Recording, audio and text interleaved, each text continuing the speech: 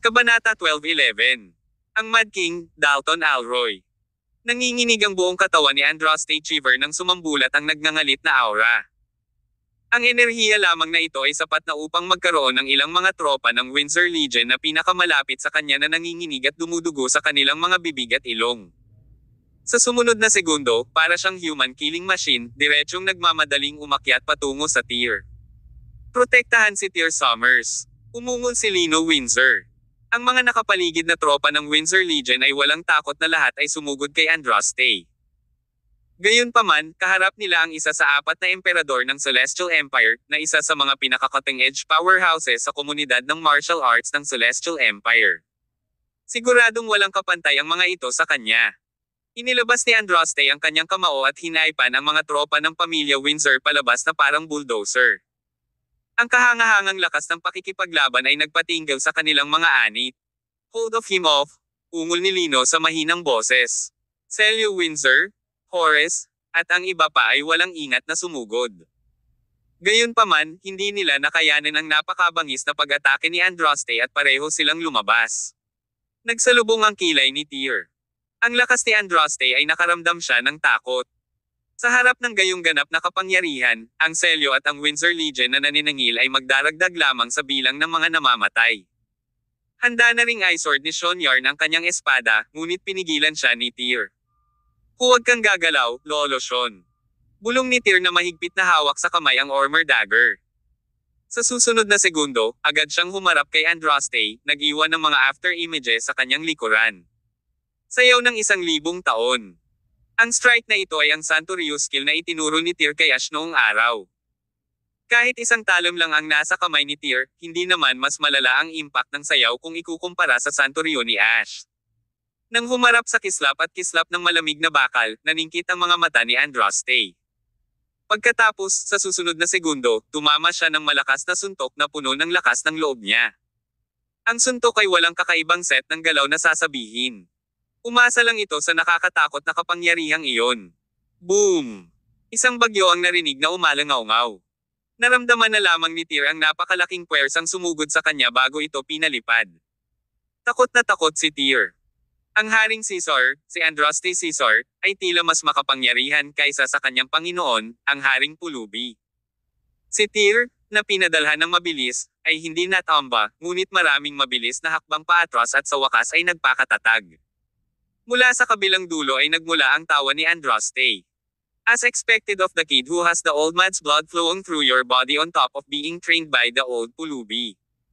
You were actually able to take a suntok from me without dying. Ituloy natin. Kinagat ni Tyr ang kanyang mga ngipin at muling sumugod kay Andraste. Nagulat ito sa lahat. Nagpatuloy si Tyr sa ilang suntok kay Andraste. Sa kabuuan ng Imperial Capital City at ang komunidad ng martial arts ng Celestial Empire, walang iba kundi ang apat na emperador ang makakatanggap ng kahit 3 suntok mula kay Andraste. Gayunpaman, si Tyr ay kasalukuyang nakikipagpalitan ng higit sa 10 suntok sa kanya at hindi nagpapatalo. Nagulat ito sa isang eksperto na tulad ni Sean. Ang mas hindi kapanipaniwala ay hindi ginamit ni Tyr ang kanyang panloob na lakas mula simula hanggang wakas. Nangangahulugan ito na nagawa ni Tyr na labanan si Andraste sa ganoong sukat gamit ang kanyang pisikal na katawan lamang. Kung ano ang kaya niya ay masasabing halimaw. Kung gagawin ni Tyr na maalis ang dugong berserker balang araw at tanggalin ang 7 bituin na pako na tumatakip sa kanyang Akya points, gaano kaya siya kalakas?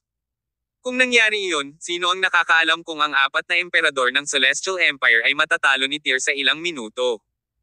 Even Andraste was giving Tyr high praise, saying, "You have some skills, child." Buti na lang at personal akong napunta rito. Hindi dapat kabilang sa mundong ito ang mga taong tulad mo. Lumipat si Andraste para patayin si Tyr. Muling tumaas ang kanyang lakas sa sandaling iyon. Ito ay isa pang walang katulad na dominanteng suntok. Nakita pa ni Tyr ang isang imahe ng isang mabangis na tigre na kumikislap sa likod ni Andraste. Boom! Sa sumunod na segundo, naramdaman na lamang ni Tyr ang isang napakapangingilabot na puwersa na paparating sa kanya. Kung siya ay sinaktan, si Tyr ay walang alinlangan na mamamatay. Hindi maganda. Biglang umatras si Tyr habang nasaksihan ang imahe ng isang mabangis na tigre na galit sa kanya. Papalapit lang ng palapit ang tigre.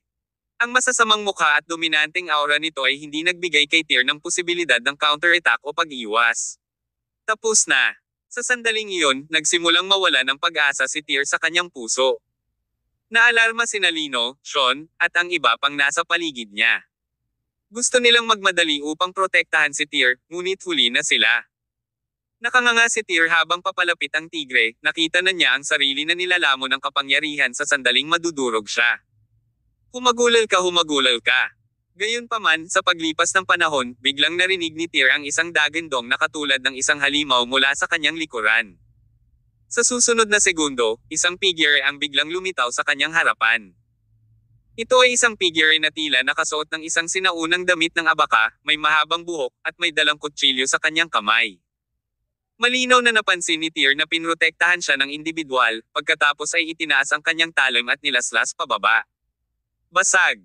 Ang talim na higit sa isang talampakan ng haba ay tumama sa tigre na nabuo sa pamamagitan ng konsentrasyon ng enerhiya. Nagsalpukan ng dalawang napakalaking puwersa at nagdulot ng malakas na shockwave. Marami ang nasa lupa, na nabigla. Maging si Tyr ay parang nasa bingit na siya ng pagbagsak. Ito ang unang pagkakataon na nasaksihan ni Tyr ang sagupaan ng dalawang pambihirang kapangyarihan. Mahirap isipin na ang gayong kapangyarihan ay maaaring magmula sa isang tao. Ang figure na may talim sa kanyang kamay ay nakatayo ng buong pagmamalaki sa harap ni Tyr, na mukhang stalwart. Siya ba? Pagtataka ni Tyr. Nakaramdam ng kirot si Tyr sa kanyang anit sa sandaling iyon. Nahulaan na niya ang pagkakakilanlan ng tao. Mayroon lamang isang tao sa kasalukuyang martial arts community ng Celestial Empire na maaaring hamarang sa nakakagulat na suntok ni Andraste.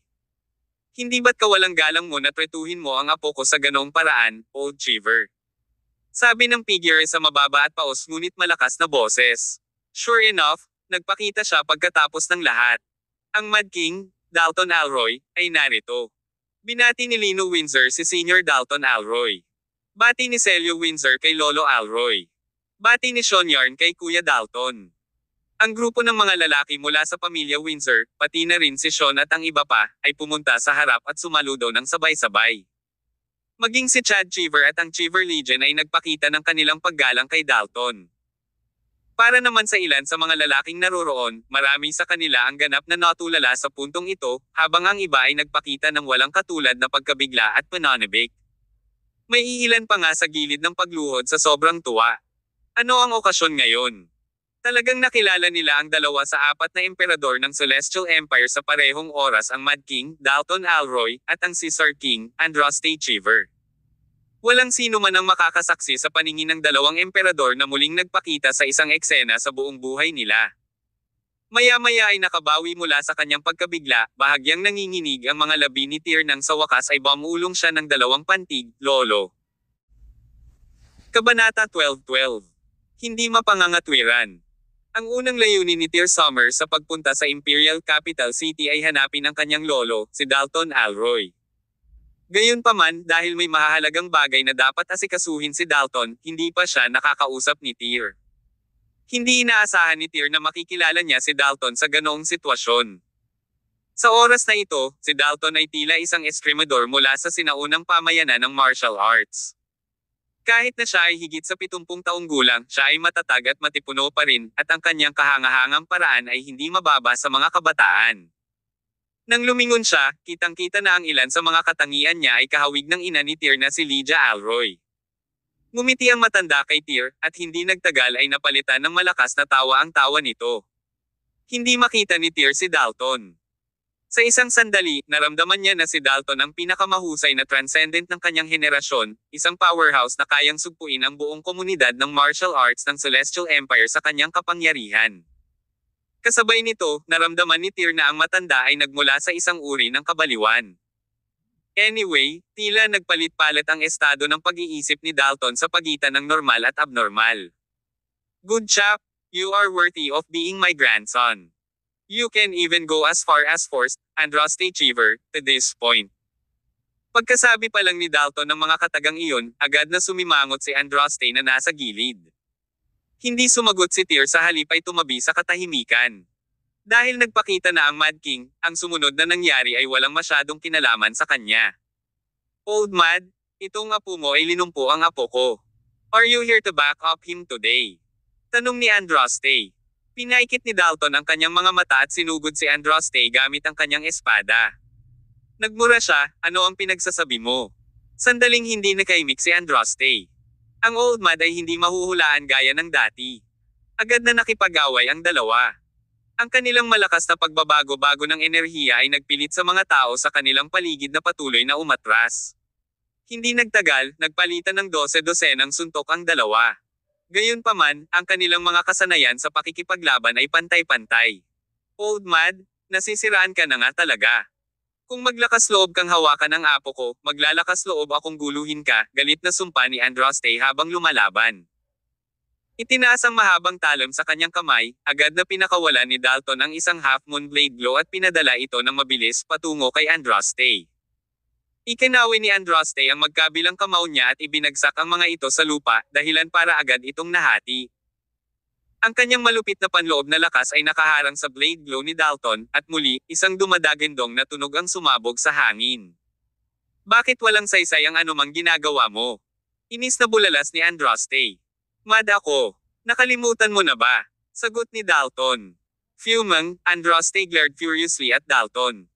Old Mad, I know that you are relying on the fact that you have a mental illness certificate. You use it as justification to go around, running amok. Bakit hindi ka rin kumuha ng isa? Kung mayroon kang ganyang kakayahan, panunuya ni Dalton. Nakikinig sa usapan ng dalawa, naramdaman ni Tyr na nakakatuwa ito.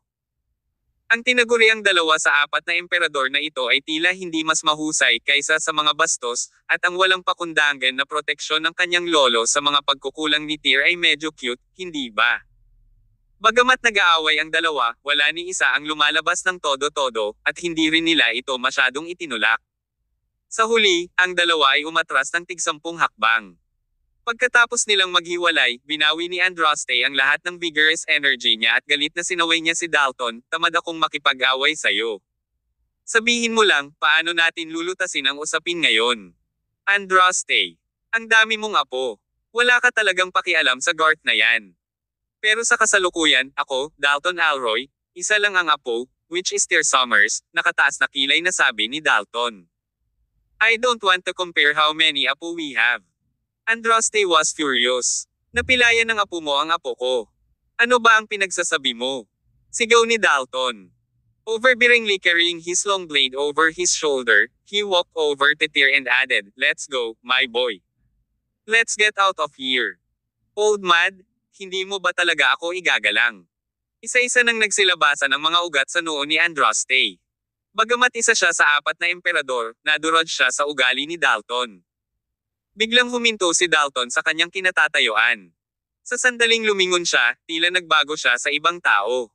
Namumulaklak ang bakas ng kasamaan sa kanyang mga mata. Napilayan lang ng apo ko ang apo mo dahil nagpadala siya ng tao para masaktan muna ang kaibigan ng apo ko. The girl is just a small-time celebrity, sagot ni Andraste sa malamig na boses. Medyo nabigla si Tyr sa kaibuturan. Bagamat ang dalawang ito ang huling dumating, alam nila ang buong kwento pati na rin ang konteksto. Aalis sila sa Tyr na may impresyon na alam nila ang lahat ng nangyari sa ilalim ng araw nang hindi man lang umaalis sa kanilang mga bahay. Biglang lumakas ang boses ni Dalton habang sinabing, kung ganoon, ano ang masasabi mo sa apo mo na gumagamit ng Red Spider sa Olympia Arena? Andraste, gusto mo bang linawin ang bagay na ito?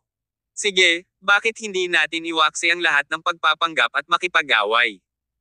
Nang banggitin ang mga salitang Aired Spider, maging ang ekspresyon ni Andraste ay nagbago ng husto.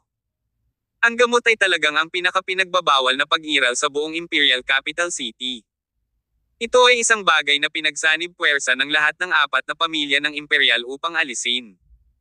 Kasabay nito, ang organisasyon ng Red Moon ay nagkataon ding isang puwersa na kailangang alisin ng lahat ng apat na pamilya ng Imperial. Napalingon si Andraste at tinitigan si Chad Cheever na nakatayo sa gilid. Sa oras na ito, ang ekspresyon sa mukha ni Chad ay kakilakilabot. Hindi niya itinanggi ang akusasyon at sinabing, totoo na nakipag-ugnayan si Garth sa pulang gagamba. Sampal. Walang humpay na sinampal ni Andraste ang mukha ni Chad, na nagpalipad sa kanya ng ilang metro ang layo. Dalton, ipapakita ko sa iyo ang ilang paggalang ngayon at hahayaan ang bagay na ito, ngunit ang Red Moon Institute ang iyong nilikha. Nabalitaan ko na kamakailan lamang ay naging aktibo ito sa Imperial Capital City. Bibigyan kita ng 1 buwan. Kung hindi mo matuklasan ang Red Moon, huwag mong sisihin ang ibang imperial na pamilya sa pagiging walang respeto sa Alroy Imperial family mo. Hindi mo kailangang mag-alala tungkol dyan. Pinaikit ni Dalton ang kanyang mga mata at ngumiti. Nahawakan ko na ang karamihan sa mga galaw ni Red Moon. Naghihintay lang ako ng tamang timing para i-ferret sila. Pagdating ng panahon, tiyak na magbibigay ako ng paliwanag sa lahat ng imperial na pamilya sa Imperial Capital City. With that, diretsong isinama ni Dalton ang apo at tumalikod na para umalis ng villa. Habang nakadikit si Tyr sa tagiliran ni Dalton, isang hindi matukoy na presyon ang biglang dumaloy patungo sa kanya. Sa pagkakaroon ng napakaraming karanasan sa lahat ng mga taon na ito, nakilala ni Tyr ang lahat ng uri ng mga bigwig at palaging napapanatili ang kanyang kalmado sa harap nila. Gayunpaman, nawala si Tyr sa kanyang karaniwang kalmado sa oras na ito. Hindi mailarawan sa mga salita ang uri ng pressure na naramdaman niya sa kaibuturan. Si Dalton ay patuloy na nangunguna sa daan, habang si Tyr ay nakasunod sa kanya mula sa likuran. Sina Sean Yarn, Lino Windsor, at ang iba pa ay gumawa ng malay na desisyon na iwan ang dalawa, at nagtungo upang hintayin sila sa kotse.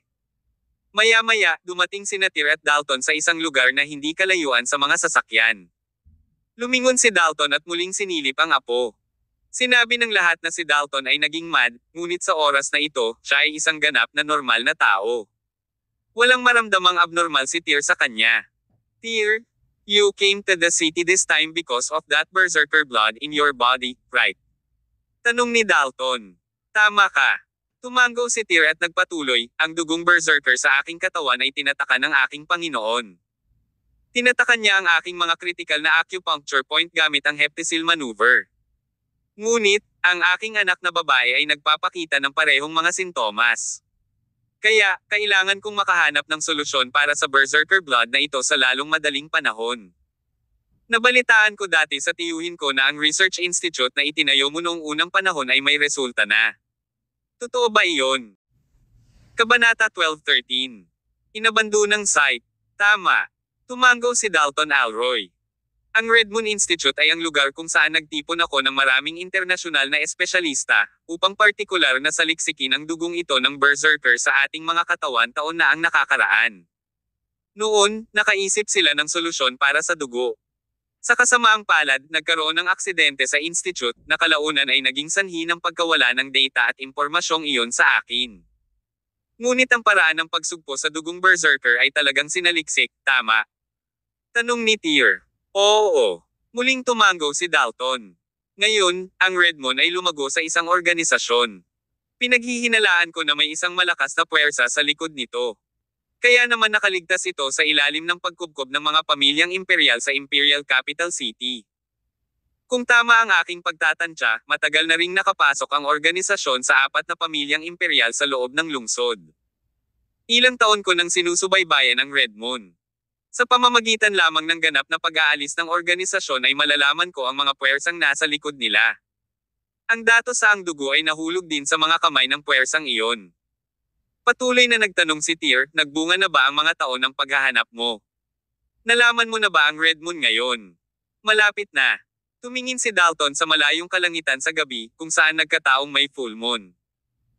He revealed, soon, a massive operation will be launched against Red Moon in the Imperial Capital City. Since nandito ka, bakit hindi ka sumama sa akin sa operasyon pagdating ng panahon? Pero bago iyon, may iba pa naghihintay na gawin mo. Ano pang bagay? Medyo naguguluhan na tanong ni Tyr. Lumingon si Dalton para tingnan si Lino Windsor at ang iba pang naghihintay sa tabi ng mga sasakyan. Sumagot siya, kung ikukumpara sa akin, ang iyong lolo, ang matandang pulubi ay higit na nakatulong sa iyo sa mga taong ito. Talagang nahihiya ako. Dahil dumating ka sa Imperial Capital City sa pagkakataong ito, maaari mo ring tulungan ang matandang pulubi na itali ang kanyang maluwag na dulo. Ang maluwag na dulo ng aking Panginoon. Lalong naguluhan si Tyr. Casual na kinuha ni Dalton ang Windsor Imperial Decree mula kay Tyr at hinawakan ito sa kanyang kamay. Ibinigay sa iyo ng matandang pulubi ang token na ito dahil gusto niyang tulungan mo siyang ayusin ang ilang mga alalahanin. Dapat kang pumunta at tulungan siya na pangasiwaan muna ang mga gawain ng pamilya Windsor. Pupuntahan kita mamaya. Ang mga gawain ng pamilya Windsor. Biglang may naisip si Tyr. Noong una siyang dumating sa lungsod, gusto siyang anyayahan ni Celio Windsor sa pamilya Windsor upang makilala si Lino. Dahil sa paraan ng pagtingin ni Celio sa oras, kailangan talaga siyang tulungan ni Tyr, ngunit hindi siya naglakas loob na magsalita tungkol dito. Ngayon, tila ang pamilya Windsor ay talagang nagkaroon ng isang uri ng krisis. Utang ni Tyr ang lahat ng kanyang mga nagawa ngayon sa kanyang Panginoon, Haring Pulubi. Sa puso ni Tyr, siguradong si Beggar King ang taong pinakamalapit sa kanya. Ang uri ng pagmamahal na mayroon siya para sa kanyang amo ay higit pa sa kanyang nararamdaman para kay Dalton Alroy at Draco Summers. Dahil si Beggar King ang nagtakda ng sitwasyong ito bago siya umalis, dapat siyang tulungan ni Tyr na lutisin ang mga bagay anuman ang mangyari. Lolo. May gusto pa sanang itanong si Tyr, pero sa paglingon niya, nakita niyang wala ng bakas si Dalton na kanina lang nakatayo sa harapan niya. Ayun, parang multo, nawala siya bigla. Medyo natarante si Tyr. Gaano kalakas ang kanyang lolo upang maalis ang pagkabansot ng pagkawala sa manipis na hangin sa harap ng kanyang mga mata. Dahil nawala siya, mas mabuting hayaan na siya ni Tyr. Ang kanyang lolo ay palaging misteryoso. Nakakagulat na nakasalubong siya ni Tyr ngayon. Pagbalik niya sa mga sasakyan, sina Lino at Celio papalapit sa kanya sa unang pagkakataon. You guys need my help with something. Tanong ni Tyr, diretso sa punto. Saglit na nagkatinginan ang mag-ama bago tuluyang tumango. Tiningnan ni Tyr ang oras at sinabing, "It's getting late. Salamat sa pagdala ng mga tauhan mo para i-back up ako ngayon. How about I drop by your house tomorrow?" Okay. Nang marinig ang mga salitang iyon mula kay Tyr, kapwa gamaan ang pakiramdam ni Celio at Lino. Matapos maghiwalay ang grupo, bumalik si Sean Yarn sa kanyang sariling lugar, habang si Tyr ay dumaan muli sa ospital. Upang maiwasang magkaroon ng karagdagang aksidente si Snowfenner, partikular na inilagay ni Lino sina Horace at Kaploni sa ospital at inatasan silang tiyakin ang kanyang kaligtasan. Sa proteksyon ng dalawang transcendent level na manlalaban na tulad nila, maging si Tyr ay mas nakadama ng kagaanan. Pagbalik ni Tyr sa hotel, hating gabi na. Naligo siya at natulog nang walang video call sa asawa. Sa labas ng Imperial Capital City, mayroong isang napakalaking bundok. Sa kailaliman ng isang primitive na gubat na hindi pa natapakan ng sinuman, mayroong isang kalawakan ng mga gusali. Ang panlabas ng mga gusali ay mukhang pagod na pagod, at gaano man ang hitsura ng isa, nagbigay sila ng impresyon na dumaan sa mga pagbabago ng panahon. Ang site na ito ay dating base militar. Sa bukas na espasyo sa harap mismo ng base, mayroong ilang mga tangke na matagal nang hindi gumagana, pati na rin ang mga fighter jet na hindi na kayang pumailanglang sa kalangitan. Sa oras na ito, sa paligid ng mga dambuhalang bakal na scrap na ito, maraming lalaki at babae ang nagpapatrolya sa lugar, lahat sila ay naglalabas ng masasamang aura. Kung titingin sa loob sa kahabaan ng open space na ito, makikita ng isa ang isang ganap na hindi protektadong mataas na gusali sa gilid. Isang malaking pulang sofa ang inilagay sa pinakamataas na palapag ng gusali. Nakaupo dito ang isang lalaking nasa edad 40. Nakasuot ng pulang leather jacket, siya ay may mahaba, kulay escarlate na buhok at may markang kasing laki ng thumbnail sa kanyang noo na hugis pulang buwan. Sa ilalim ng liwanag ng buwan, ang markang iyon ay nagmukhang halimaw. Sa lugar ay nakatayo ang lahat ng uri ng lalaki at babae. Bawat isa sa kanila ay may marka ng pulang buwan sa kanilang mga katawan. Ang grupong ito ng mga tao ay walang iba kundi ang mga miyembro ng organisasyong Red Moon. Kabilang sa kanila sina Herodes, Wolftail, at iba pa na dating nagpakita sa Olympia Arena. Sa oras na ito, isang lalaking duguan ang nakabitin sa isang sinag. Sa bingit ng kanyang huling hininga, siya ay ganap na nababalot ng dugo, na para bang ngayon lang siya nakatiis ng isang malupit na palo. Ikaw, willing ka bang sumali sa Red Moon Organization namin? Tanong nung lalaki sa sofa. Habang nagsasalita siya, marahang hinaplos niya ang higanteng pulang espada sa tabi niya. Sa higit sa 1 metro ang haba at halos 2 daliri ang lapad, ito ay parang isang game prop. Ang lalaking nakasabit sa sinag ay nagbigay ng mabangis na ba at sumagot, "Ba." Kinundena ng lahat ang organisasyon ng Red Moon. Isang nakakaaliw na panaginip na isipin na makakasama kita. Muhahaha, malakas na tawa ng lalaking nasa sofa. Sa kanyang senyales, muling pinalo ng mabangis na baseball bat si Wolftail sa nakabitin na lalaki. Ang ulo ng lalaki ay hinampas at hinampas. Dahil sa kanyang estado, maaari siyang mamatay anumang oras. Tumigil ka. Ikinaway ng lalaki sa sofa ang kanyang kamay, at pinigilan ni Wolftail ang lahat ng kanyang kilos.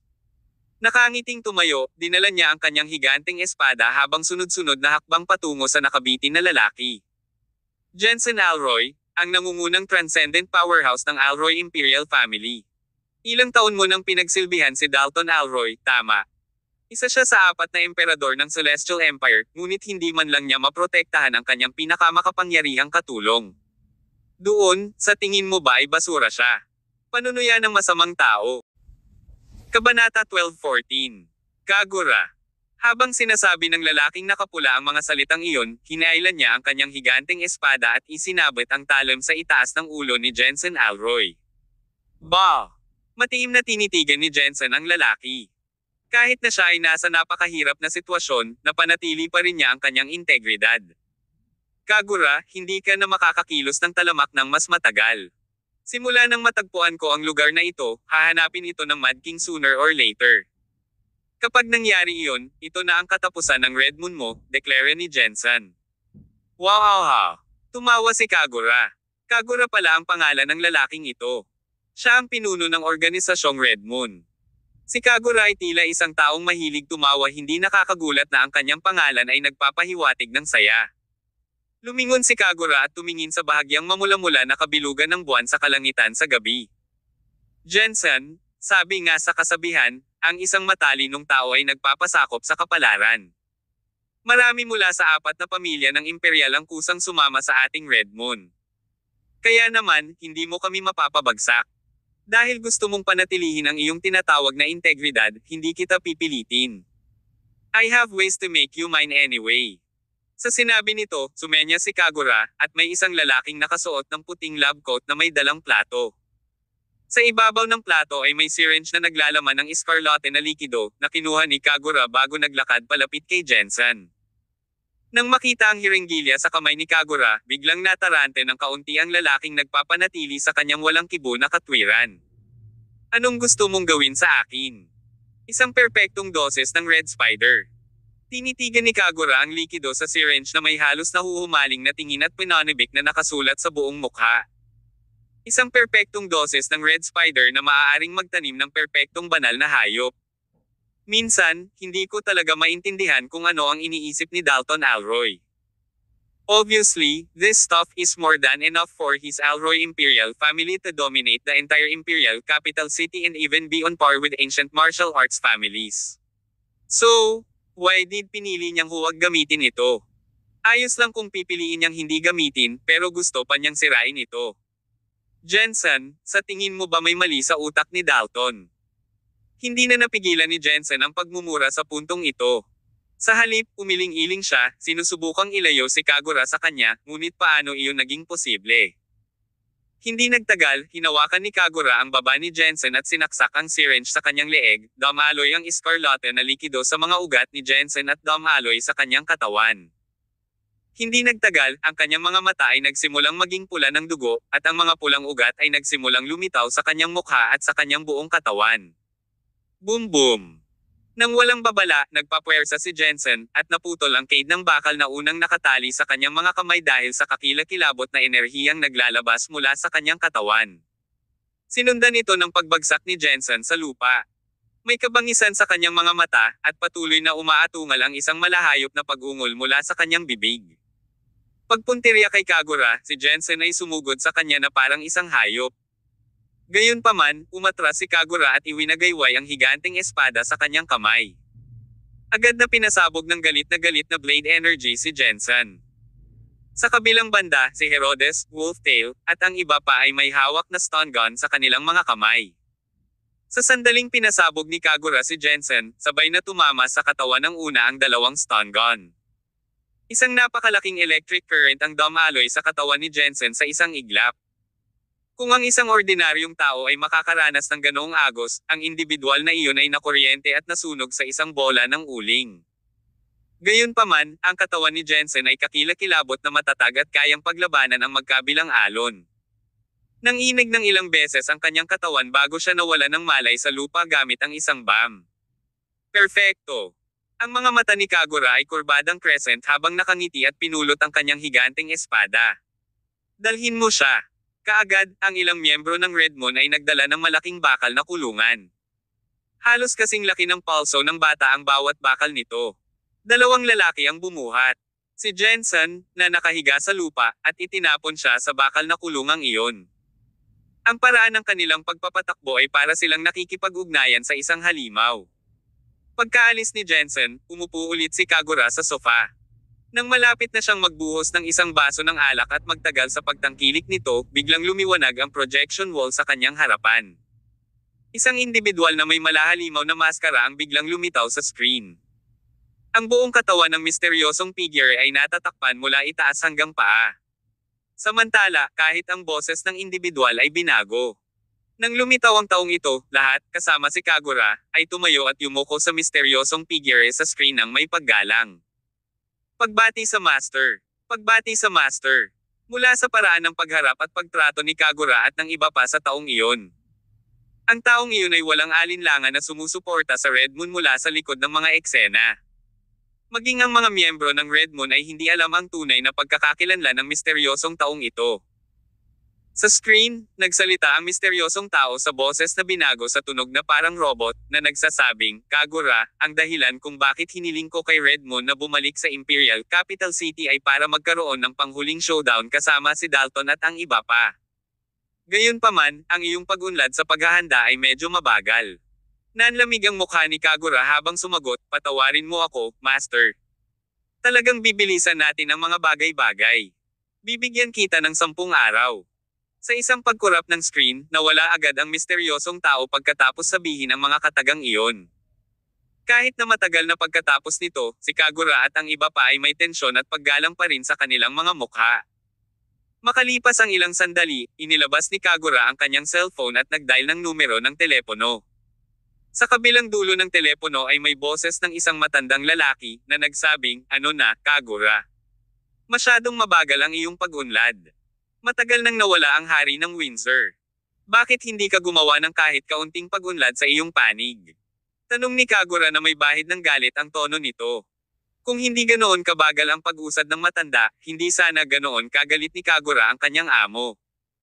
Ang matandang lalaki sa kabilang dulo ng telepono ay dahan-daw ang sumagot, I almost done with things on my side, but I still need more time. I'll give you a week at most. Kung kulang ka sa manpower, I can send my people from Redmond to support you. But, tell you what, you better make it quick. Naiinip na si Master. Don't say ay hindi kita binalaan. Okay, sapat na ang 1 linggo. Nang sumunod na araw, umalis si Tyr Summer sa hotel at binisita kaagad ang pamilya ng Imperial ng Windsor. Ang mga base camp ng lahat ng 4 na pamilya ng Imperial Capital City ay medyo magkatulad. Maliban sa kahangahangang estilo ng arkitektura, ang kanilang mga manor ay binabantayan ng husto. Kung ang isang ordinaryong mandirigma ay magtangkang pumasok sa manor ng isang imperial na pamilya, siya ay tatapusin ng mga gwardya bago siya makatapak sa tarangkahan. Ngunit, hindi pumapasok si Tyr sa asyenda tulad ng ginawa niya noong pinuntahan niya ang pamilya Alroy. Sa katunayan, bago pa man dumating si Tyr sa manor ng Windsor Imperial Family, hinihintay na siya nina Lino Windsor at Celio Windsor sa gate. Gayunpaman, ang paraan ng kanilang pagkilos ay nagpagulo sa maraming miyembro ng imperial na pamilya ng Windsor. Sino ang kagalang-galang na panauhin na karapat-dapat na magkaroon ng gumaganap na pinuno ng pamilya, at ang pinakanamumukod tanging 3 henerasyong direktang inapo na personal na naghihintay sa kanya sa tarangkahan. Kabanata 12:15. Ang Grand Duke ng Pamilya Windsor. Sa loob ng ilang sandali, maraming miyembro ng Windsor Imperial Family ang lihim na nagtago sa paligid upang bigyang kasiyahan ang kanilang pagkamausisa. Nais nilang makita kung sino ang karapat-dapat na personal na hinihintay ni Lino Windsor at Celio Windsor. Bandang 10:00 ng umaga, huminto ang isang taxi sa pasukan ng manor ng pamilya ng Windsor Imperial. Bumukas ang pinto, at lumabas si Tyr Summers sa sasakyan. Pumunta sa isang taxi. Nang makita nilang ang kagalang-galang na panauhin ay isang kabataang dumating sa asyenda sakay ng taxi, marami sa mga miyembro ng pamilya Windsor ang natigilan. Ang eksena ay lubos na binaligtad ang pangunawa ng mga taong ito. Sa kanilang opinyon, ang isang taong karapat-dapat na matanggap ng personal ni Lino at Celio ay kailangang isang hindi kapanipaniwala. Paano nakarating ang gayong bigwig sa isang taxi? Siyempre, hindi nang ahas sina Lino at Celio na magkaroon man lang ng kaunting paghamak kay Tyr na dumating sakay ng taxi. Lumapit sila sa kanya sa unang pagkakataon at magalang na tinanggap siya.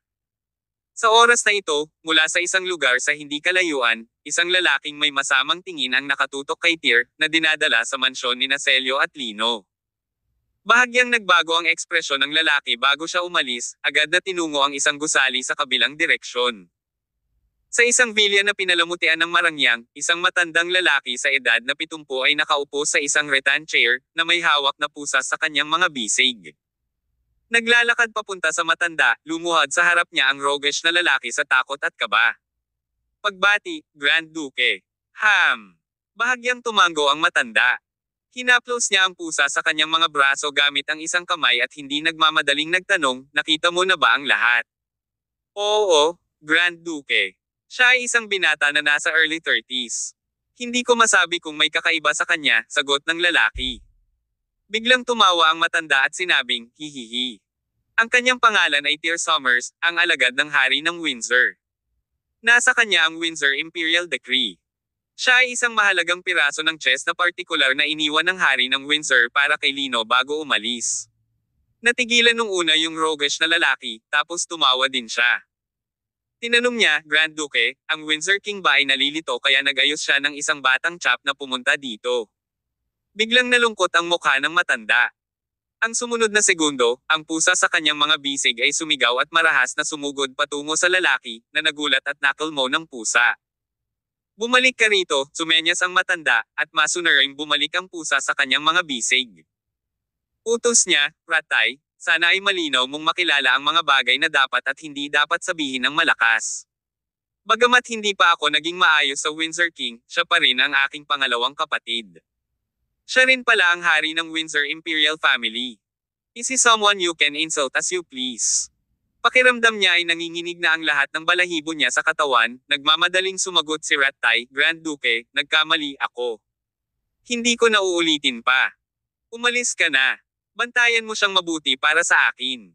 Oo, Grand Duke. Samantala, matapos makapasok si Tyr sa manor ng Windsor Imperial Family kasama sina Lino at Celio, agad siyang dinala sa isang secret room. Sa kaibuturan, medyo natarante si Tyr. Ito ang lugar ng pamilya Windsor, kaya bakit medyo maingat si Lino at ang iba pa. Sa kabila ng kanyang pagdududa, hindi na nag-uusisa pa si Tyr at sumunod na lang sa likuran nila. Pagdating nila sa secret room, pinona ni Lino si Celio na umalis na lang si Tyr at Lino ang naiwan sa kwarto. Lord Windsor, sabihin mo lang kung ano ang nasa isip mo. Dahil naayos na ng amo ko ang lahat ng ito para sa akin, hindi ko talaga tatanggihan ang hiling mo, ani Tyr na pinagmamasdan ang paligid.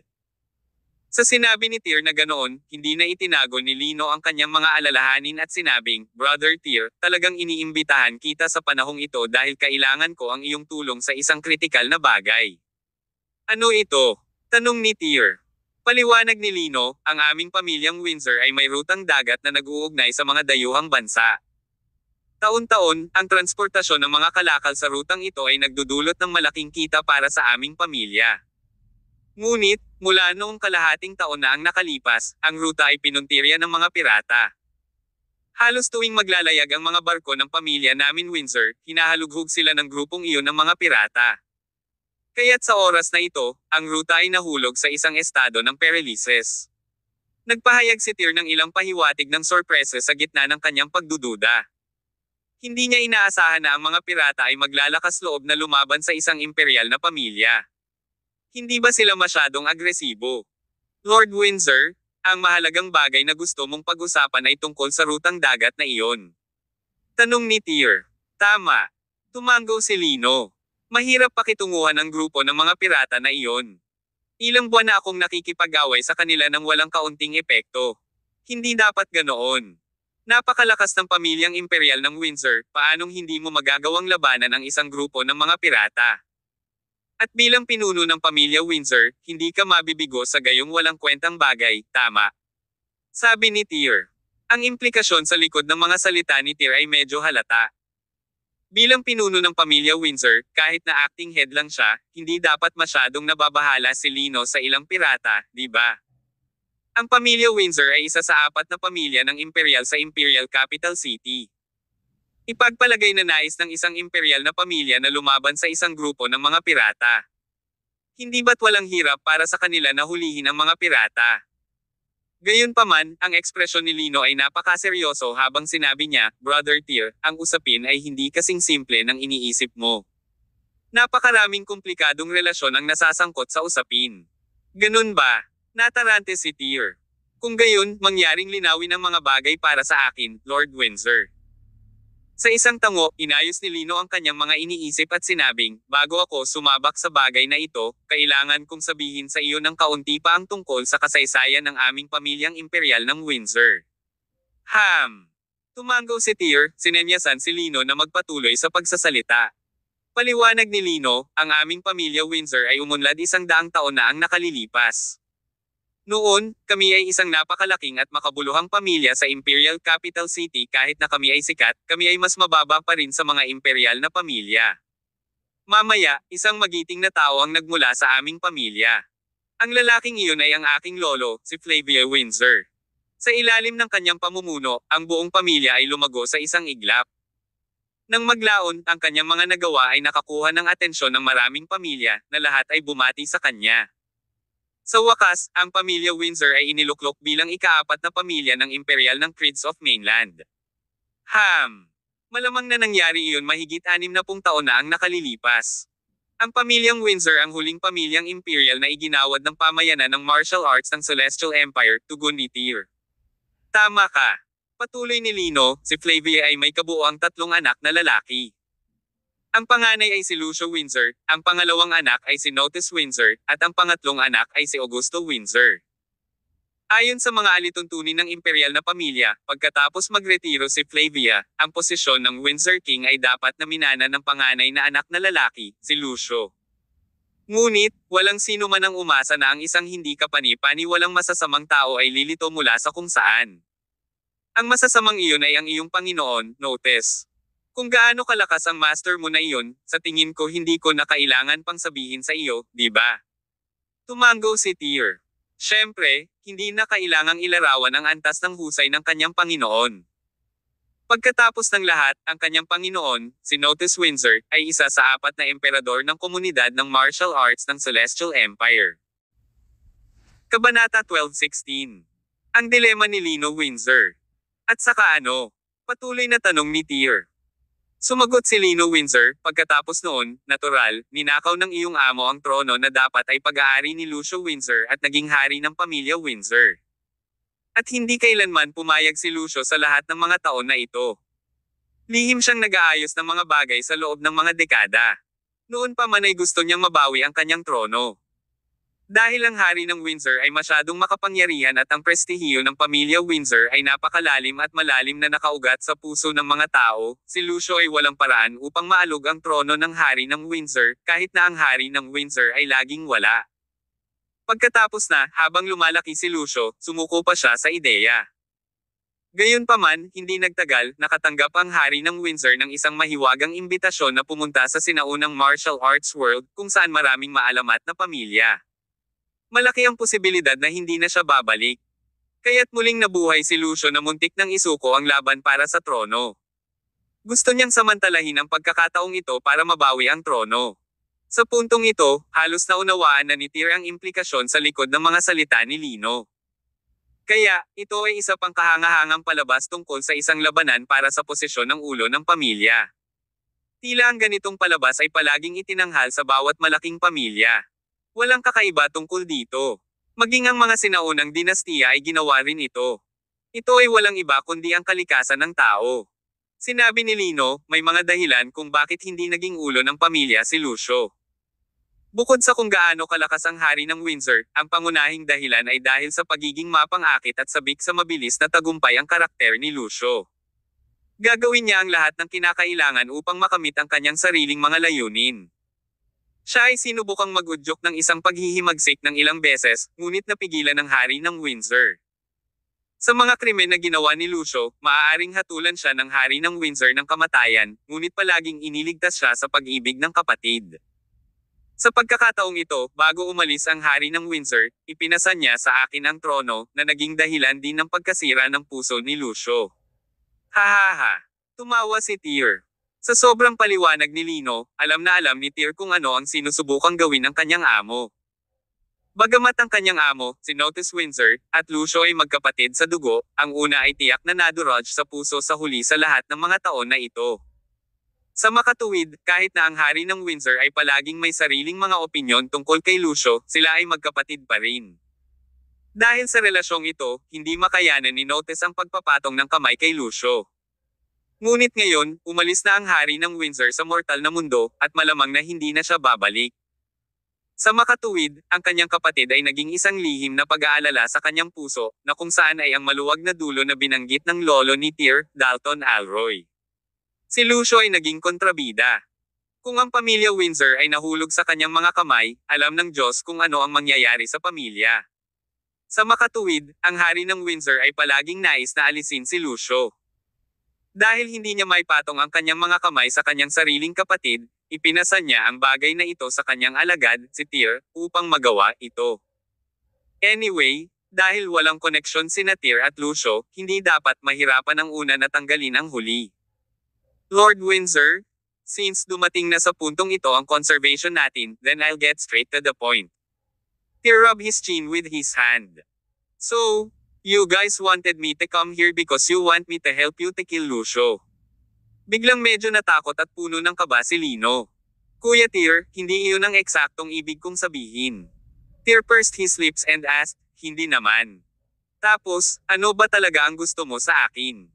Kaya, kailangang ay ruta pabalik ang paksa sa mga pirata na iyon, sagot ni Lino. Ano nga ba ang kinalaman ng mga pirata na iyon sa laban para sa trono? Tanong ni Tyr. Sumagot si Lino, ang mga pirata sa rutang iyon ay talagang hindi karapat-dapat na banggitin sa aking pamilya sa Windsor. Kung ang pamilya ay nagpadala ng Windsor Legion upang labanan sila, mapapawi natin sila sa loob ng ilang araw. Pero Kuya Tyr, naisip mo na ba kung bakit napakalupit ng mga pirata na iyon? Alam nilang hindi dapat guluhin ang pamilya namin sa Windsor, pero gusto pa rin nilang lumaban sa amin. Biglang natauhan si Tyr. Ibig mong sabihin, may sumusuporta sa grupong iyon ng mga pirata. At ang taong iyon ay... Bago natapos ni Tyr ang kanyang pangungusap, naputol siya ni Lino, na nagsabing, Kuya Tyr, may mga salita na mas mabuting huwag nang sabihin. Totoo naman. Tyr zipped his mouth after that. Nagpatuloy ang paliwanag ni Lino, bilang isang malaking pamilya ng imperial, ang aming pamilyang Windsor ay may iba't ibang puwersa na nakasalikop dito. Bukod sa aming sinaunang bloodline, mayroon ding senado. Ang mga founding member ng senado ay yaong mga may malaking kontribusyon sa pamilya sa lahat ng mga taon na ito. Malaki ang kapangyarihan nila sa loob ng pamilya. Sa ilalim ng ilang espesyal na pangyayari, ang senado ay may kapangyarihang gumawa ng desisyon na lumahok sa pagpili ng ulo ng pamilya. Isang senado. Nag-isip sandali si Tyr bago siya nagtanong, bakit ang isang malaking pamilya na tulad mo ay laging gustong magtayo ng ganitong uri ng organisasyon? Parang may ganitong senado din ang Six Doors, di ba? Tama, tumanggo si Lino. Maraming malalaking pamilya ang nagtayo ng senado. Nang italaga ako ng Windsor King bilang acting family head bago siya umalis, ang kanyang desisyon ay tinutulan ng maraming miyembro ng senado. Sa madaling salita, kung ako ay magiging opisyal na pinuno ng pamilya Windsor ay nakasalalay pa rin sa pinal na desisyon ng senado. At sa kasalukuyan, maraming miyembro ng senado ang mga tauhan ni Lucio. Palagi silang sumusuporta sa pag-upo niya sa trono. At, sa huli, ang usapin ng mga pirata sa rutang dagat na iyon ay naging pagsubok para sa akin bilang gumaganap na padre de pamilya. Isang pagsubok? Sumagot si Lino, tama. Ang insidente ng pirata na ito ay isang pagsubok na tutukayin kung kwalipikado ba akong maging ulo ng pamilya. Dati, nag-anunsyo ako ng utos ng militar sa Senado na tanggalin ang mga pirata sa loob ng isang buwan. Kung maaalis ko ang grupong iyon ng mga pirata sa loob ng isang buwan nang hindi pinapakilos ang pangunahing lakas ng pamilya Windsor, makukuha ko ang pagkilala ng Senado at matagumpay na maging pinuno ng pamilya Windsor. If I fail to accomplish it, natural, they will choose another candidate as the Windsor family head. And without a doubt, that chosen candidate will be Lucio. Bahagyang kumunot ang noo ni Tyr at sinabing, "So, hindi mo nagawang ibagsak ang grupo ng mga pirata na iyon dahil hindi mo mahawakan ang pangunahing lakas ng pamilya Windsor."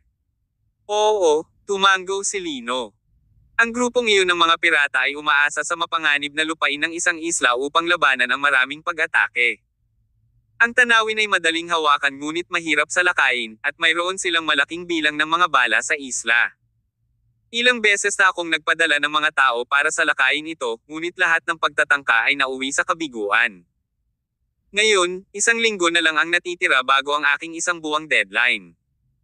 Kung hindi natin mapapabagsak ang grupong ito ng mga pirata, ang buong pamilya ng Windsor ay mahuhulog sa mga kamay ni Lucio. Kung mangyari iyon, masama ang pakiramdam ko dahil nabigo ako sa Windsor King." Saglit na nag-isip si Tyr. Sa puntong ito ng pag-uusap, ikinonekta niya ang lahat ng mga tuldok. Tila noong ibigay sa kanya ng kanyang amo ang Windsor Imperial Decree bago umalis, na-anticipate na niya na magaganap ang mga bagay na ito ngayon. Sa madaling salita, ang intensyon ni Notes ay hilingin kay Tyr na tulungan si Lino upang malutas ang lahat ng mga bagay na ito. Kasabay nito, kailangan din ni Tyr na tumulong sa pagwasak kay Lucio, upang si Lino ay makaupo ng matatag sa trono bilang pinuno ng pamilya Windsor. Kabanata 12:17. Lucio Windsor. Sa digmaan sa mga pirata. Biglang tumawa ng malakas si Tyr Summers. Noong siya ay nasa Reign, ang Regal Palace ay tahasang nakipaglaban sa mga pirata sa loob ng ilang panahon. Sa makatuwid, sa kanilang pakikipaglaban, nakakuha sila ng maraming karanasan sa kung paano pangasiwaan ang mga pirata. Parang alam na ni Bagger King ang tungkol dito. Ang grupong ito ng mga pirata na hindi matalo ni Lino Windsor, ay mga mahihina bago kay Tyr. Sinasabi mo ba na ang grupo ng mga pirata ay matatagpuan sa isang isla na madaling hawakan ngunit mahirap salakayin?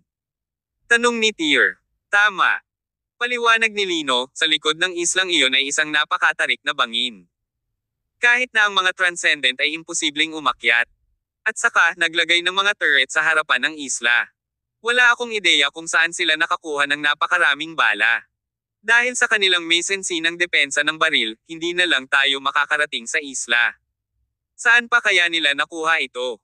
Dapat kay Lucio, na sumusuporta sa kanila. Ngumiti si Tyr. Kaya, para makipaglaban sa grupong ito ng mga pirata, ang unang kailangan nating gawin ay ang pag-atake mula sa likuran.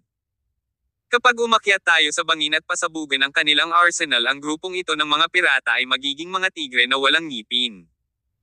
Madaling sabihin, ngunit nang walang pagpapakilo sa pangunahing kapangyarihan at mabibigat na sandata ng pamilya Windsor, ang misyon na ito ay imposible lamang, protesta ni Lino. Ayaw na ituloy ang sasabihin, paniniguro ni Tyr, huwag kang mag-alala. Ipaubaya mo na lang sa akin. Tungkol sa mga pirata, maaari nating tuparin ang misyon sa loob ng 3 araw. Sa oras na iyon, tutulungan kitang ibagsak sila para sigurado. Pagkatapos nating gawin ang mga pirata ay sasagutin natin si Lucio para sa kanyang mga mali. 3 araw. Tama. Ano? Hindi mo ako mabibigyan ng oras para maghanda. Nagmamadaling sumagot si Lino, hindi iyon. Ibig sabihin, sapat na ba sa iyo ang 3 araw? Tama ka. Napakalaki ng tiwala sa akin ng aking amo. Dapat may tiwala ka rin sa akin, sagot ni Tyr. Sige. Sorry sa lahat ng abala, Kuya Tyr. Walang problema. Matapos sabihin ang lahat ng iyon, natutunan ni Tyr ang mas tiyak na mga detalye tungkol sa grupo ng mga pirata at isla mula kay Lino. Nang lumabas ang dalawa sa secret room, tanghali na. Naghanda si Celio Windsor ng pagkain para sa kanila. Umalis si Tyr sa manor pagkatapos kumain ng tanghalian. Noong una, gusto ni Lino na may magbalik sa kanya, ngunit tinanggihan ni Tyr ang kanyang alok.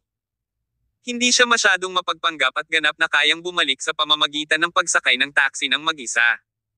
Pagkalabas ni Tyr sa manor ng pamilya Windsor, isang lalaking mukhang roguish ang sumulpat sa likod niya. Ang lalaking iyon ay medyo kumpiyansa na ang kanyang mga kasanayan sa pagsubaybay ay medyo mahusay, ngunit siya ay agad na natuklasan ni Tyr pagkatapos lamang ng ilang daang metro. Biglang huminto si Tyr na nasa unahan. Casual niyang iwinagayway ang kanyang kamay, at isang gintong karayom ang biglang bumaril na parang bala. Nagulat si Rattay na sinusundan siya mula sa likuran. Agad siyang tumalon sa katabi niyang eskinita. Ang gintong karayom ay ganap na tumago sa konkretong pader at nawala nang walang bakas. Ang pagtuklas na iyon ay nagpabilis ng tibok ng puso ni Rattay. Kapag hindi ka lalabas ngayon, sisubog ang ulo mo, icily threatened ni Tyr. Nakakunot ang noo, tuluyang lumabas ng eskinita si Rattay. Sa pagtingin sa mukhang tuso na lalaking ito na naglalakad palabas sa liwanag, medyo mahirap ang unang impresyon ni Tyr sa kanya. Sino ka? Mr. Summers, gusto kang makilala ng aking Grand Duke. I wonder if you can do me a favor. Sagot ni Rattay habang naglalakad papunta kay Tyr. Sino ang Grand Duke mo? Tanong ni Tyr. His name is Lucio. Siya ang biological elder brother ng iyong master, ang Windsor King. Oh, hindi interesado. Matapos sumagot ng casual, si Tyr ay tumalikod at umalis nang hindi lumilingon. Malinaw, hindi inaasahan ni Rattay na tatanggihan ni Tyr ang pagpupulong. Medyo nabahala siya saglit, tapos biglang bumilis at hinabol si Tyr. Hinawakan niya ng isang kamay ang balikat ni Tyr. Mr. Summers, please wait. Hindi nagugustuhan ang pakiramdam ng may humawak sa balikat niya mula sa likod, marahang nanginginig ang katawan ni Tyr habang pinipitik ang likod ng kamay ni Rattay. Napaatras ng isang hakbang ang lalaki, naging malungkot ang kanyang ekspresyon. Gusto kang makita ng aking Grand Duke. Dahil tinatanggihan mo kaming parangalan, kung gayon, patawarin mo sana ako sa pananakit ko sa iyo, Mr. Summers. Sa sandaling sinabi niya ang mga salitang iyon, ang mga matatalim na talim ay lumabas sa pagitan ng mga palad ni Rattay, tulad ng isang pelikula. Walang sinasabi kung anong uri ng mekanismo ang naka-install sa mga palad ng lalaking ito. Nagpakawalan ng kakaibang sigaw, agad na sumugod si Rattay patungo kay Tyr. Gayunpaman, pagkatapos lamang ng ilang round, pinasabog siya ni Tyr ng isang suntok. Gulat ang nakasulat sa buong mukha ni Rattay. Hindi niya inasahan na ang binatang ito na nasa early 30s ay magkakaroon ng ganoong nakakatakot na lakas sa pakikipaglaban. Dati, noong una niyang makita si Tyr, ibinunyag niya kay Lucio ang kanyang paghamak kay Tyr. Ngunit, sa sandaling ito, napagtanto ni Rattay na siya ay nakagawa ng isang malaking pagkakamali. Gusto niyang tumayo sa lupa at sapilitang makipaglaban kay Tyr. Ngunit, sa oras na ito, isang itim luxury car ang biglang huminto sa gilid ng kalsada. Bumukas ang bintana sa likod, at lumabas ang ulo ng isang matandang may hawak na pusa. Ang lalaking ito ay walang iba kundi si Lucio, na nagsabing, Rattay, sa tingin mo ba ay hindi sapat ang kahihiyan ng sitwasyon? Nanginginig ang buong katawan, tumabi si Rattay, hindi nang ahas na kumilos. Bata kong kaibigan, ayaw mo bang pumasok at makipag-chat sa akin? Tanong ni Lucio habang umiiwas siya para magbigay ng puwang. Sabay bukas ng pinto ng sasakyan. Dapat inaasahan ni Tyr na darating si Lucio para hanapin siya. Tutal, siya ay alagad ng Haring Pulubi, kaya't hindi siya dapat maliitin ni Lucio. Gayunpaman, dahil ang matanda ay personal na lumapit sa kanya tulad ng inaasahan, masyadong hindi makatwiran para kay Tyr na patuloy na hindi magpakita sa kanya ng paggalang. Sumakay si Tyr sa sasakyan at sinara ang pinto ng sasakyan. Saan ka pupunta? How about I give you a ride? Nakangiting sabi ni Lucio. Sure.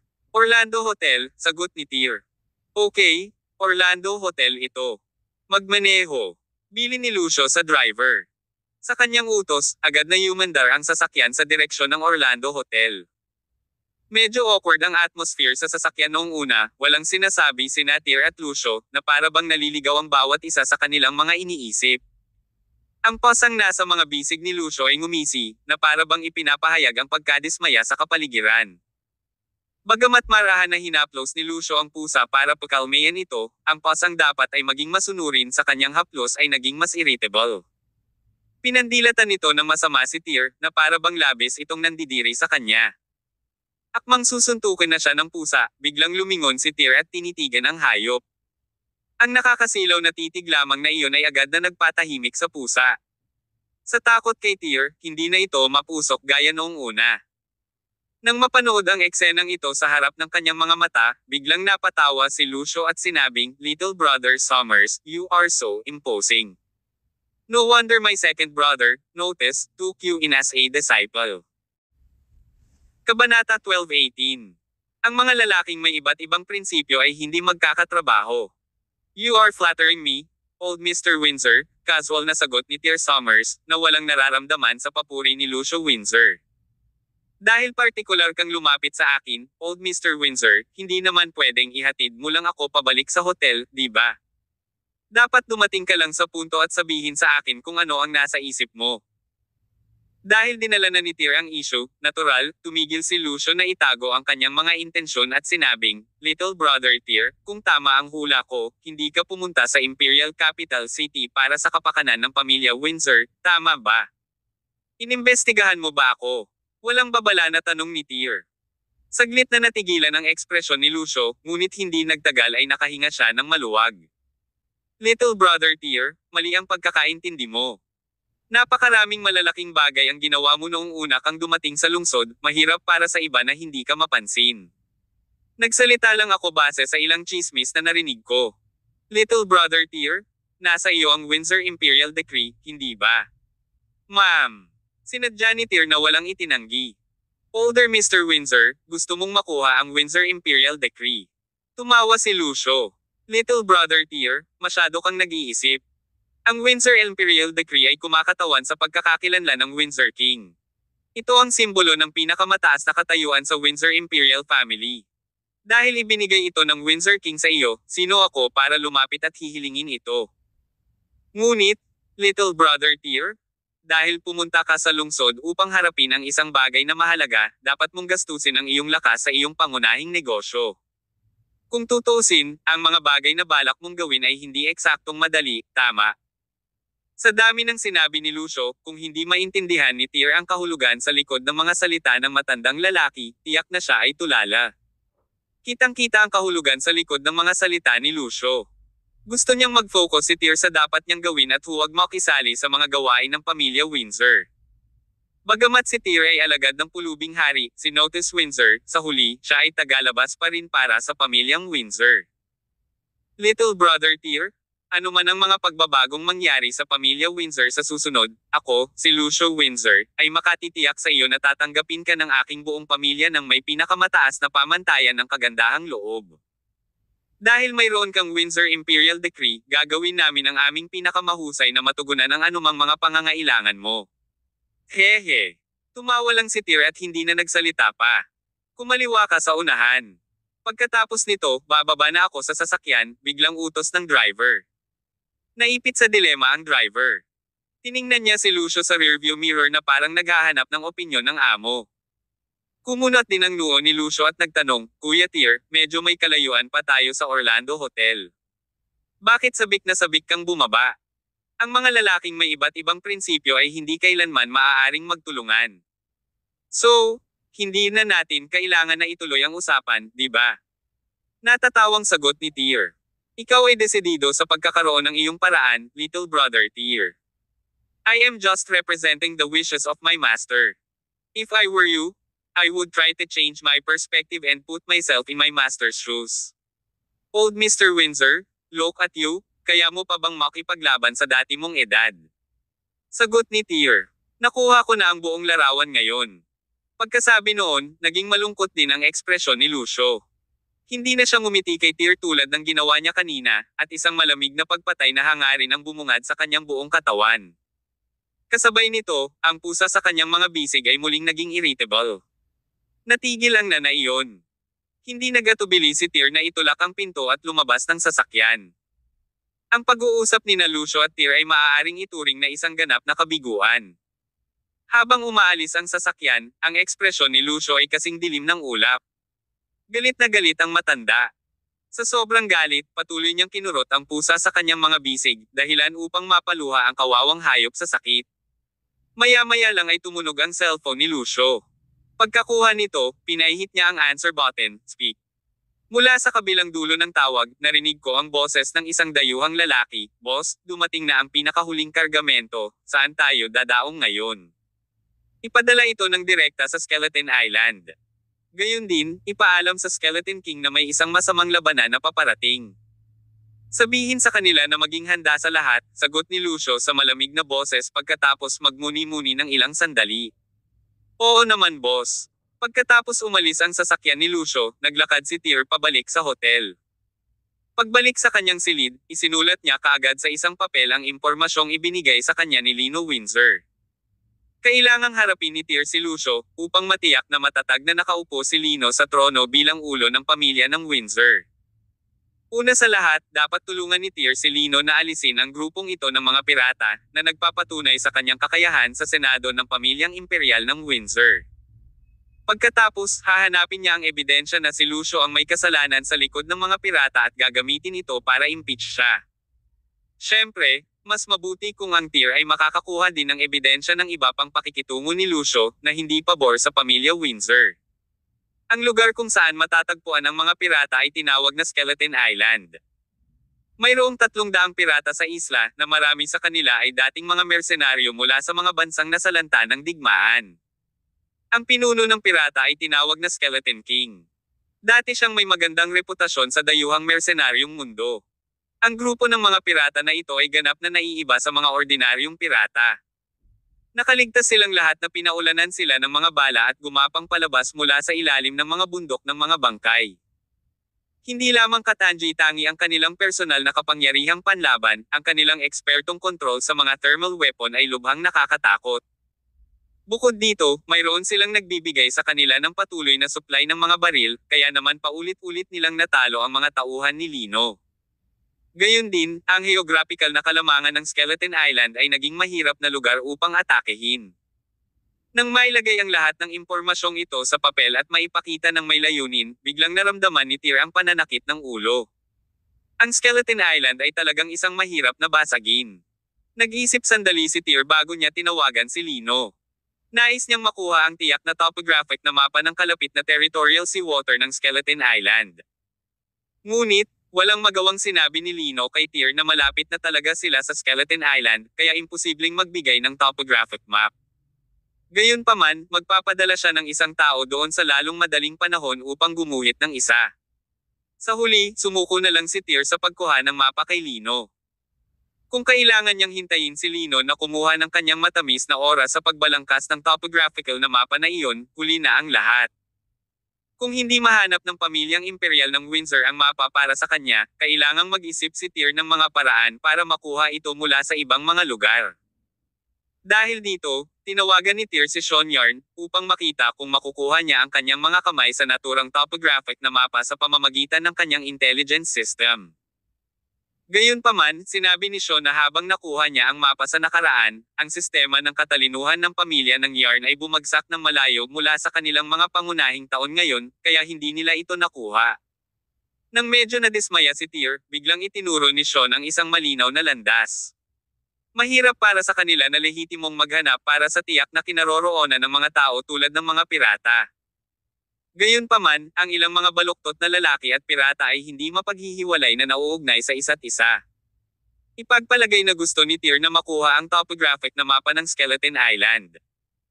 Dahil sa mga pangyayari, kahit na ang isang makabuluhang kapangyarihan tulad ng pamilyang imperial ng Windsor ay hindi makayanan, hindi ito nangangahulugan na ang iba ay hindi ito magawa. Kabanata 12:19. Pumunta muli kay Andres.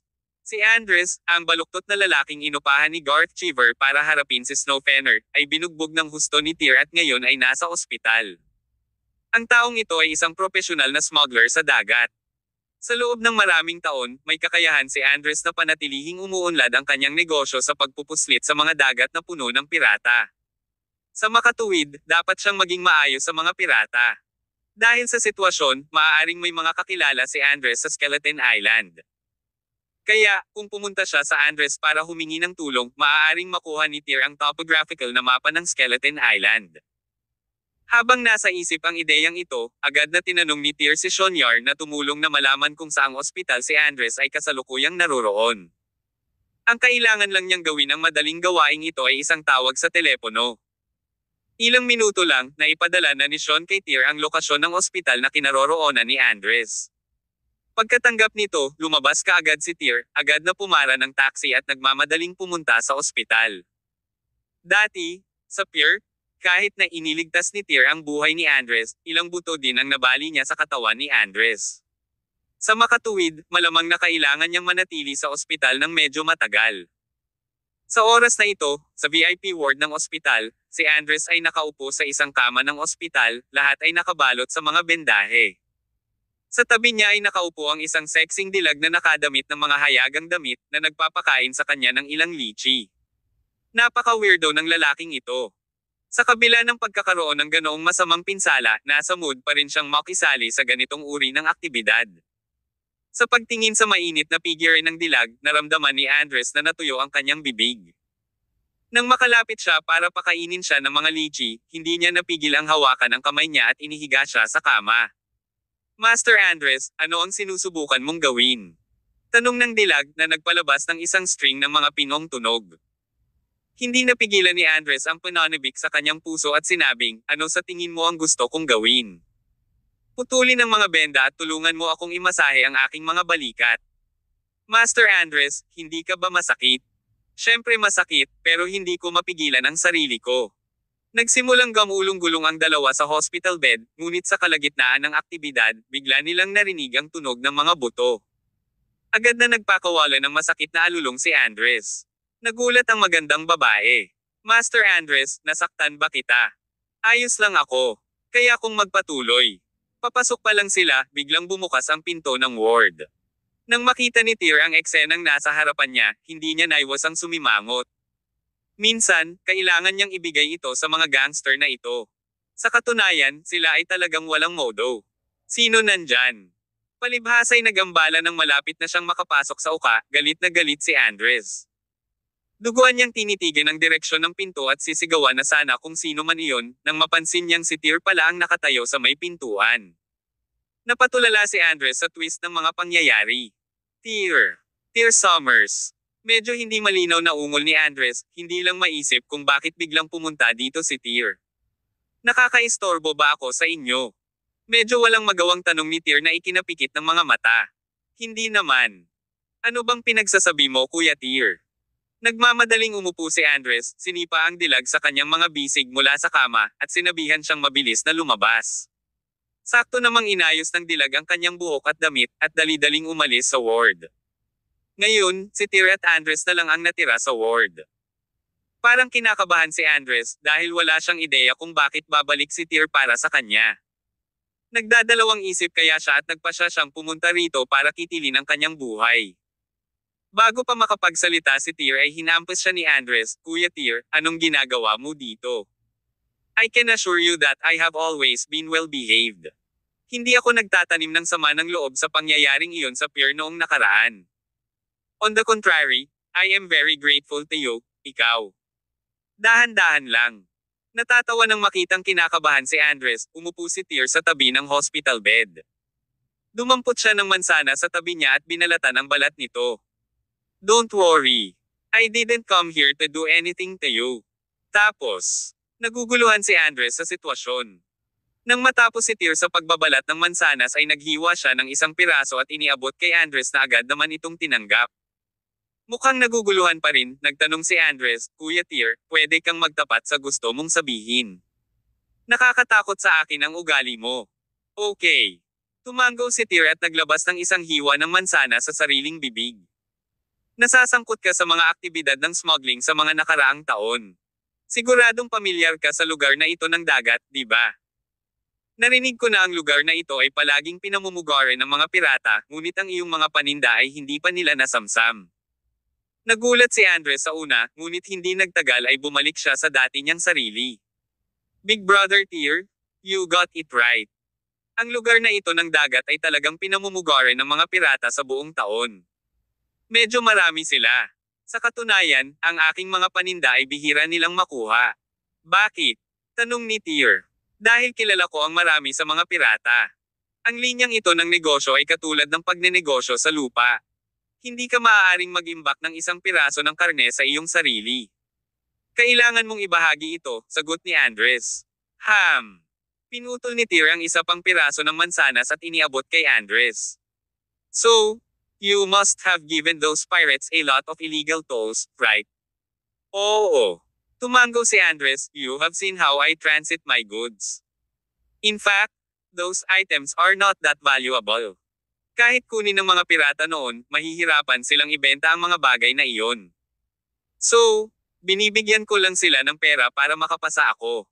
That way, all of us get to earn something. That's why my business is the best in this area of the sea. It's because I have the best relationship with the pirates. Tama ka. Inipit ni Tyr ang fruit knife sa kanyang kamay sa natitirang bahagi ng mansanas, saka tinitigan si Andres. Kaakibat ka rin ng mga pirata sa Skeleton Island, tama ba? Skeleton Island. Nang marinig ang mga salitang iyon, biglang naging solemn na ang ekspresyon ni Andres. Big Brother Tyr, ang Skeleton Island ay tahanan ng pinakamalaking pirata crew sa bahaging ito ng dagat ng Imperial Capital City. Bakit mo biglang babanggitin ang grupong iyon ng mga pirata? Hindi mo kailangang malaman ang mga detalye. Gusto ko lang malaman, may koneksyon ka ba sa mga pirata na yan? Tanong ni Tyr. Medyo napunit si Andres. Mula sa kanyang reaksyon, masasabi ni Tyr na dapat kilala ng taong ito ang ilan sa mga pirata sa Skeleton Island. Ngunit dahil sa ilang mga espesyal na pangyayari, hindi siya nang ahas na aminin ito ng tapat. Inilabas ni Tyr ang fruit knife mula sa mansanas at sinabing, Andres, hindi ako masyadong matiyagang tao. Higit pa rito, mayroon akong ilang balita para sa iyo. Kahapon, napilayan ko si Garth Cheever. Mas malala pa ang kalagayan niya kaysa sa iyo. Ano? Biglang nanlaki ang mga mata ni Andres na parang bronze bell. Hindi siya makapaniwalang totoo ito. Tyr. Kuya Tyr, nagbibiro ka ba? Kabanata 12:20. Pagsasanay ang siyam na hakbang sa disorientasyon. You can make some calls and ask around. Kapag nakumpirma mo na ang sinabi ko, we will continue to discuss the rest of the matter. Pagkasabi noon, tumayo si Tyr Summers mula sa kanyang upuan at naglakad patungo sa bintana, saka nagsindi ng sigarilyo. Matigas ang ulo ni Andres. Sa oras na ito, talagang gumawa siya ng ilang mga tawag at nagtanong sa iba tungkol sa kung ano ang nangyari kay Garth Cheever. Hindi nagtagal, nakuha niya ang sagot na hinahanap niya. Bumagsak sa lupa ang phone na nasa kamay niya sabay hampas. Halata namang mas nabigla at natatakot si Andres kay Tyr. Siya ay isang tao na maaaring baldado ang isang direktang inapo ng pamilyang imperial ng Cheever at umalis sa isang piraso. Nagtataka ito kung gaano kaitikot ang lalaking ito. Para sa usapin tungkol kay Garth, si Andres ay may kakayahan lamang na malaman ang kaunti sa buong kwento. Kung nalaman niya na kahit si Andraste Cheever, ang Caesar King at si Dalton Alroy, ang Mad King ay nagpakita sa eksena, si Andres ay lumuhod kaagad kay Tyr. Hindi tanga si Andres. Kahit na natatakot siya kay Tyr, napagtanto niya rin na ito ay isang magandang pagkakataon. Isang gininto ang pagkakataon para sa kanya na umakyat sa social ladder ng Imperial Capital City. Dahil mababa ang tingin ni Tyr sa young master ng isang imperial na pamilya, dapat ay may matatag siyang background. Hanggat maagrab ni Andres ang magandang pagkakataong ibinigay ni Tyr, hindi niya kailangang mag-alala tungkol sa paggawa ng paraan sa mundo. Big Brother Tyr, may isang tenyente sa Skeleton Island na nagngangalang Vosky. Nagpapadala ako ng pera sa kanyang account buwan-buwan para humingi ng proteksyon sa kanya, sabi ni Andres, na agad na bumubulusok ng hindi na hinintay na magtanong pa si Tyr. Tinapon ng sigarilyo sa kanyang kamay, tumalikod si Tyr mula sa bintana. Nakipagkita ka na ba sa kanya dati? Tumango si Andres. Minsan, ang mga pirata mula sa Skeleton Island ay pumupunta sa baybayin upang gumastos ng pera sa paglalaro ng host sa tuwing darating si Vosky at ang iba pa. Itinaas ni Tyr ang kanyang baba gamit ang kanyang kamay at tumango ng may pag-iisip. Bukas, yayain mo si Vosky para sa akin. Medyo napunit, sabi ni Andres. Ngunit, Kuya Tyr, palaging si Vosky ang nagkukusa na humingi ng pagpupulong sa akin. Hindi mo kaya? Bumalik si Tyr sa hospital bed ni Andres at dinampot muli ang fruit knife, pati na rin ang isa pang mansanas. Iminulat ni Andres ang kanyang mga mata at nagmamadaling sinabi, kaya ko. Siyempre, kaya ko itong ilabas. Maari kong yayain si Vosky bukas ng gabi. Kuya Tyr, if you don't mind me asking, bakit mo gustong hanapin si Vosky? Nagyayelong lamig ang titig na binaril ni Tyr kay Andres, agad na naging sanhi ng panginginig ng huli sa takot. Hindi siya nang ahas na magtanong ng karagdagang detalye. Inipit ni Tyr ang fruit knife sa mesa. Isa lang itong ordinaryong fruit knife, ngunit pilit niyang idinikit ang buong talam sa mesa. Labis na natakot si Andres sa eksenang iyon kaya namutla ang kanyang mukha. Kung magaling ka sa bagay na ito, ginagarantiya ko na mas magiging mabuti ka sa Imperial Capital City pagkatapos nito. Pero, kung maglalakas loob ka na magsinungaling, ginagarantiya ko na walang lugar para sa iyo sa buong mundo. Pagkasabi ng mga katagang iyon ay tumayo na si Tyr at lumabas kaagad ng ospital. Hindi siya nag-aalala na maglalaro si Andres ng anumang mga trick. Napakalayo na ng kanyang narating at maraming tao sa kanyang paglalakbay. Kaya naman, matagal nang nakikita ni Tyr si Andres at alam niya kung anong klaseng tao talaga siya, isang taong hinding-hindi papalampasan ng ganitong uri ng pagkakataon. Pagkabalik niya sa hotel, tumawag si Tyr kay Celio Windsor. Hiniling niya sa kanya na manatili sa bahay bukas at panatilihing bukas ang kanyang schedule. Kailangan niyang maghintay sa tawag ni Tyr, pagkatapos ay kailangan niyang direktang lumapit at makipagkita kay Tyr. Kung tutuusin, kayang gawin ito ni Tyr ng mag-isa. Ngunit, ang bagay na ito ay nababahala sa pamilya Windsor. Sa makatuwid, naisip ni Tyr na ang mga miyembro ng pamilyang Windsor ay kailangang mag-ambag sa kaso. Pagbalik sa hotel, dahil wala siyang magawa, kinuha niya ang booklet na ibinigay sa kanya ni Leonardo Alroy, na naglalaman ng detalyadong tala kung paano linangin ang 9 steps to disorientation ng pamilya Alroy. Sa sobrang abala nitong mga araw na ito, wala nang panahon si Tyr para basahin ang booklet. Ngayong malaya na siya, maaari niyang pag-aralan ng detalyado ang pamamaraan ng paglilinang. Pagkaupo sa sofa sa suite, binuksan ni Tyr ang music bowl sa tabi niya, at muling tumugtog ang kanta ng kanyang ina. Pinakinggan niya ito habang tahimik niyang binabasa ang 9 steps to disorientation booklet. Kahit na ang pamamaraan ng paglilinang ay binubuo lamang ng 9 na hakbang, sa katunayan, ang mga hakbang na iyon ay patuloy na nagbabago, at ang kahulugan na nilalaman nito ay medyo komplikado. Kung ang ganitong uri ng mga hakbang ay isinasagawa ng isang ordinaryong tao, ang taong iyon ay maaaring tumagal ng mga taon upang malaman ang kakanyahan, ngunit si Tyr ay may mataas na kakayahan sa mga bagay na tulad nito.